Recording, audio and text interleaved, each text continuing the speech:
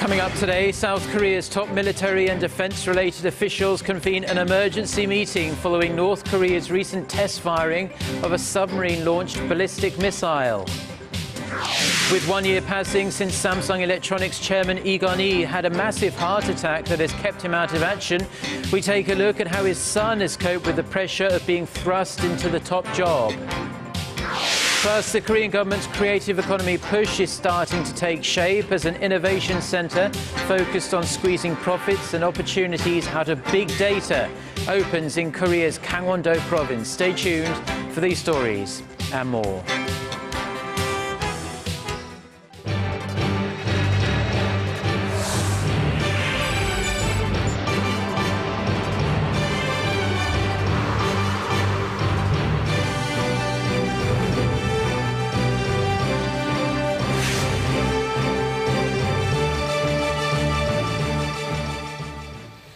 Hello, it's noon on Monday, the 11th of May. You're tuned in to our midday newscast here on Arirang TV. Thanks for joining us. I'm Mark Broom. Our top story today, following what appears to be North Korea's first successful test of a submarine-launched ballistic missile, South Korea's top military officials and ruling party lawmakers held an emergency security meeting this Monday morning. Now Jae-yong has the details. The people want retribution for North Korea's provocations. That's according to South Korea's Defense Minister Han Min-gu speaking at an emergency meeting with ruling party lawmakers on Monday. Responding to concerns about not having workable missile defense systems, Han said Seoul and Washington have the combined military capability to counter North Korea's provocations. South Korea and the U.S. have been working together on an information sharing system to assess North Korea's submarine-launched ballistic missiles. The South Korean military will completely sever Pyongyang's chain of provocations through merciless counteractions. This comes after North Korea seemed to successfully conduct a test of a submarine-launched ballistic missile on Saturday. The SLBM is part of the regime's expanding arsenal. At a regular press briefing on Monday, Defense Ministry spokesman Kim Min-seok said the military is seriously concerned about the situation and urged Pyongyang to immediately halt provocations. Kim said the regime's SLBM development still seems to be at an early stage, adding that from the date of an ejection test, it takes on average an additional 4 to 5 years for developed countries to actually have operational SLBMs. 나현경, Arirang News. And although it may take a while for North Korea to make significant advances on its submarine-launched ballistic missile, experts aren't wasting any time measuring the risks and developing countermeasures to this new threat. Kun-hee reports. If the reports are true, defense experts say it would mean North Korea has outpaced South Korea's naval strike capability by at least a decade. A submarine-launched ballistic missile, or SLBM, could threaten the South's Korea Air and Missile Defense System, or KAMD, and the so-called kill chain, a preemptive missile destruction system. Both are meant to counter missiles coming from the north.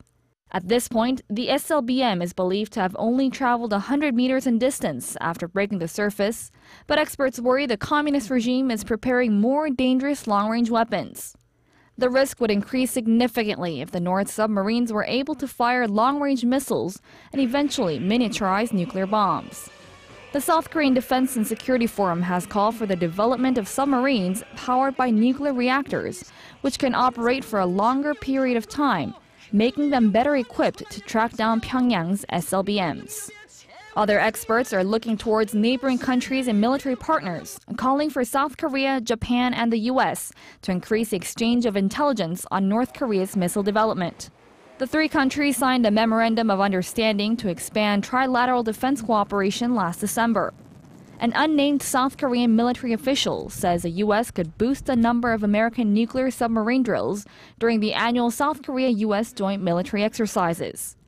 China has also recently deployed a nuclear submarine that can fire ballistic missiles with a range of up to 8,000 kilometers. Kun-hee, Arirang News. High-ranking officials from the two Koreas held a brief round of talks, really, at a ceremony in Russia over the weekend, marking the 70th anniversary of the Soviet Union's victory over Nazi Germany in World War II. Seoul's Special Presidential Envoy Yoon Sang-hyun met with North Korea's ceremonial head of state, Kim Jong-nam, on Saturday, who attended the event on behalf of leader Kim Jong-un, and the two are known to have exchanged words on several occasions. Talking to reporters on Sunday, Yoon said he approached Kim first to start a light conversation before conveying the South Korean government's sincere hope for progress in inter-Korean relations. According to Yoon, the North Korean official said inter-Korean relations will improve if sincerity mounts up, and added that the two Koreas should search for peace and unification by ending their standoff. And North Korean leader Kim Jong-un reportedly stayed away from Russia's Victory Day celebrations last weekend because he wasn't happy with Moscow's preconditions for him being there. Citing diplomatic sources, Japan's Jiji Press reported Monday that Russia asked North Korea to end its nuclear program, ballistic missile tests and arms exports in return for coming to the May 9th event.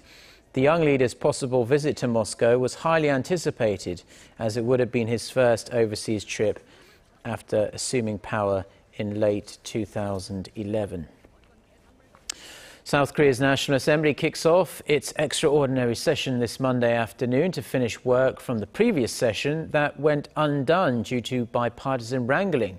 The rival parties have agreed to hold a plenary voting session on Tuesday to pass urgent economy-related bills that failed to pass during April's session. They have also vowed to continue discussions over a bill aimed at reforming the pension system for civil servants and possible changes to the much larger national pension system. The Presidential Office of Chung Hwa-dae says it would like lawmakers to pass the former during May's extra-parliamentary session. South Korea, China and Japan are set to resume a new round of negotiations this week aimed at forging a trilateral free trade agreement. During a two-day meeting in Seoul, the head delegates from the three countries are expected to focus on key remaining issues, including the basic guideline for negotiations on market liberalization, as well as issues related to customs, goods and services, and intellectual property. The talks, scheduled to be held from Tuesday, will be the 7th of their kind since the neighbouring nations launched trilateral negotiations in November 2012. Korea became mainland China's second biggest investor in the first quarter of this year, pouring roughly $1.6 billion into the country. The Korea International Trade Association says Korea surpassed other large investors like Japan, Singapore and Taiwan, but Hong Kong still leads the pack. Most of the Korean funds went to semiconductors and automobiles. The bilateral Korea-China Free Trade Agreement, which came together in February, although has not been ratified, encouraged both local companies from either side to expand operations on the Chinese mainland, expecting opportunities to increase when the deal actually does come into effect. With this in mind, Korea may soon overtake Japan as China's second largest trading partner after the United States.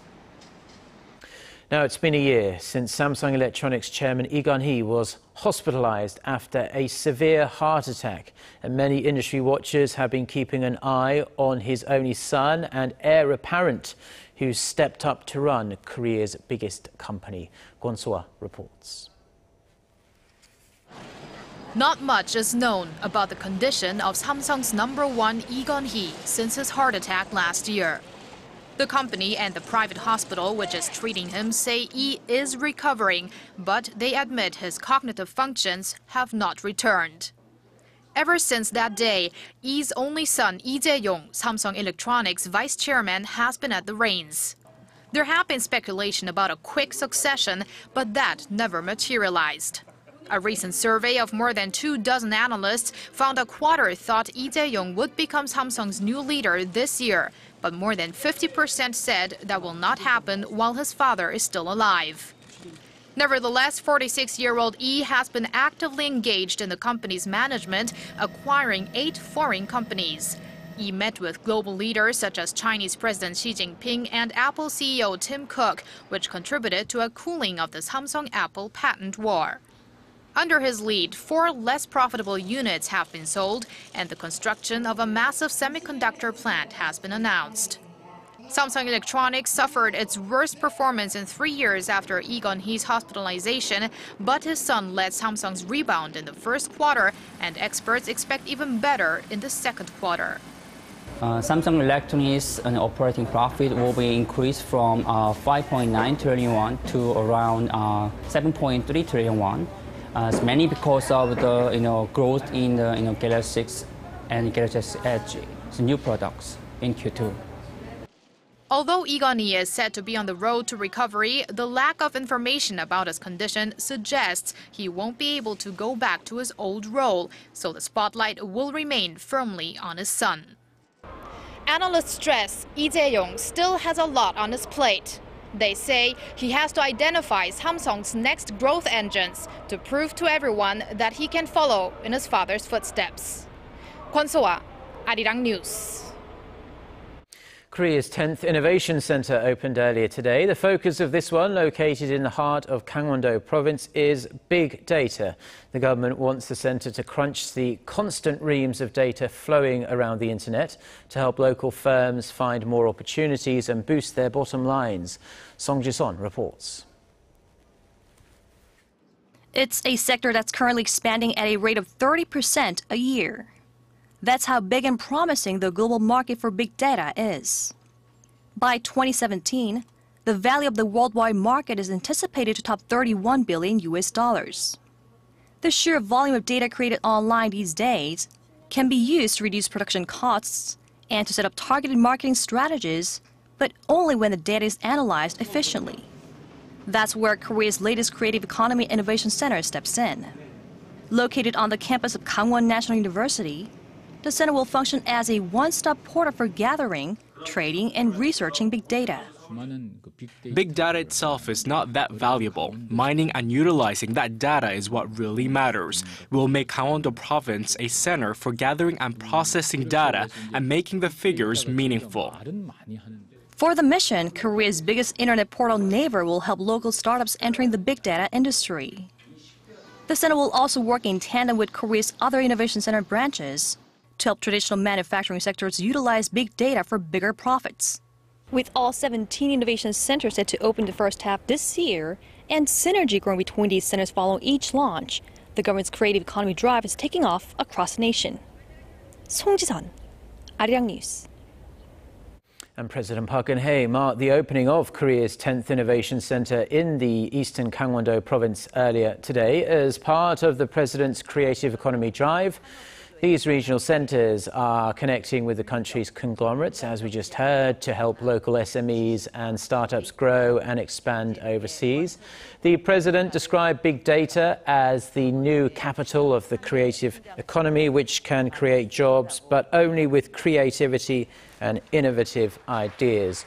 She then vowed to set up big data portals and markets to foster the development of experts in this field. Typhoon Nol has made landfall on the northeastern tip of the Philippines. More than 3,000 residents in 2 provinces were moved to evacuation centres before the storm hit. The National Disaster Agency says 2 people died when preparing their house for the typhoon's arrival. The government in the Philippines has suspended ferry services in affected areas, and some domestic flights have also been grounded.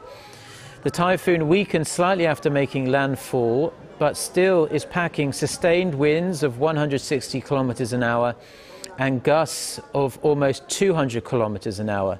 Now, Typhoon Nol is expected to pass to the east of Taiwan later on this Monday and move north to southern Japan by Tuesday. There's a faint glimmer of hope. The fighting in chaos-ridden Yemen might cool for a while at least after the Yemeni government and the Houthi rebel group accepted a temporary truce brokered by Saudi Arabia. Reuters reports that a spokesperson for the Yemeni army said it accepted Riyadh's proposal that all sides lay down their arms for 5 days from Tuesday. The ceasefire should allow humanitarian aid to flow into the region after more than a month of airstrikes from a Saudi-led military coalition. The spokesperson, however, was quick to stress that the army would respond to any break of the ceasefire by al-Qaeda or those allied to them.